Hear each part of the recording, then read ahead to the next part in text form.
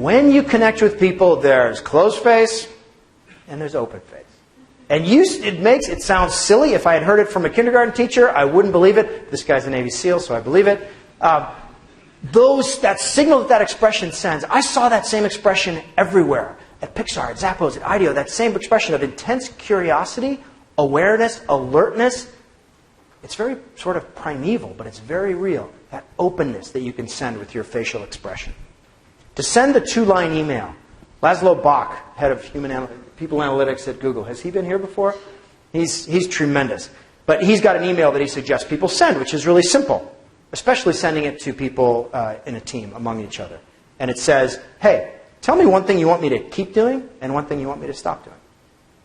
2 lines that send a really powerful signal of connection and belonging and openness. I want to hear from you. We're even here. I'm not above you. I'm trying to get better. We're about getting better. Small signals that deliver a big message.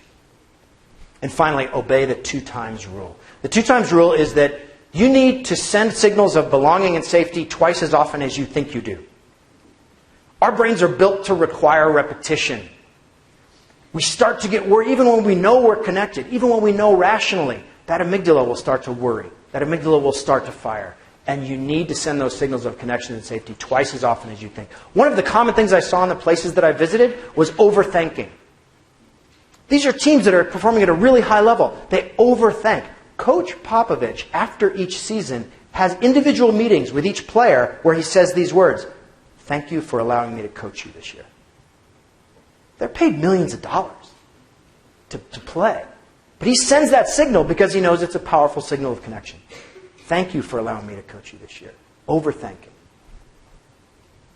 So that's the first chapter. How do I create that connection? But what's that connection for? What's that connection for? Now, there's a moment in team life that we've all experienced, I think, where there's an elephant in the room that people don't want to talk about. Maybe it's a moment of feedback that needs to be given. Maybe it's a moment of truth. And what happens in a lot of groups is that people will not speak out. People will just not speak out. Why is that? How can you get people to speak out, to share accurate information together? Now, there's a pattern that I saw at the places I visited that was stunning, because I kept seeing it over and over again. It was this. It was the leaders sending signals of vulnerability. Leaders. It happened most vividly for me at Pixar. I'm walking around Pixar. Has anybody ever been out there? How cool is Pixar? It's pretty cool. And they have a new building. It's called Brooklyn. It's their studio building. And it's the coolest building I have ever been in my life. And to be fair, I'm from Alaska. We have one building in the town where we live that has an elevator. And we used to take our kids there to ride it. So I have not been in a lot of cool buildings in my life. But Pixar has genuinely cool buildings. There are bars hidden in little speakeasies and just brilliant design touches. And it feels like home and it feels incredible. And so where I'm walking around Pixar with Ed Catmull, who's the founder and president of Pixar, co-founder and president. And he's one of the most brilliant people in computer animation, and he's been at Pixar since the start. He was a big part of building this building. And so I'm walking through there with Ed, and I said, I'm like, this is the coolest building I've ever been in. This is amazing. And he stops. Full stop. And he says, actually, this building was a huge mistake. Kind of stops me there.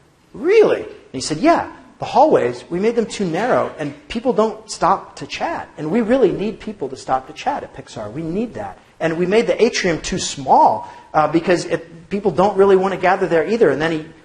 But the biggest mistake that we made, he said, we didn't realize we were making these mistakes when we were building this building. We didn't even realize it.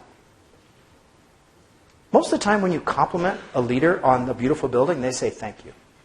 And they mean it. But that's not what he's up to. He's up to sending a signal of vulnerability. I saw it too at the Navy SEALs. There's a commander there named Dave Cooper who trained the team that got bin Laden. The way he puts it is this. The most important 4 words a leader can say are, I screwed that up.